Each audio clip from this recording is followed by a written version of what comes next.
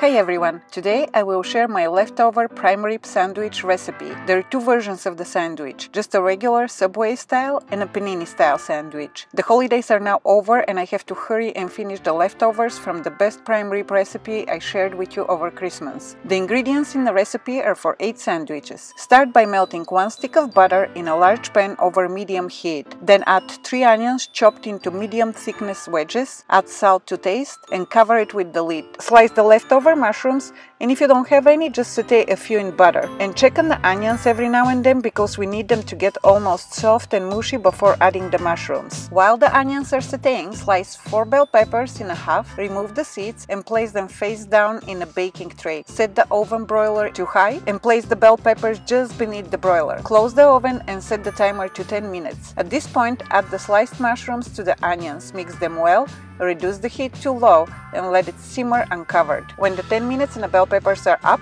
take them out of the oven and let them sit for a while to cool off. Whenever you're comfortable with touching the bell peppers, peel the skins, and as you can see, roasting bell peppers this way makes it very easy to remove the skins. Next, spread melted butter on the rolls or bread of your choice and start layering the prime rib, the bell peppers, the mushrooms and the onions. Now finally, top the sandwich off with cheese of your choice, and I'm using the regular American cheese. One way to finish the sandwich is to place it on the top rack of the oven and turn the broiler to high. I would recommend keeping the oven door open and keep an eye on the sandwiches because it's going to take only 35 or 40 seconds to melt the cheese. Once the cheese has melted, take the sandwiches out of the oven and slice them diagonally for easier consumption and less mess. Another way to finish up your prime rib sandwich is to use the George Foreman grill or any other grill that you may have in the house and make a panini out of it.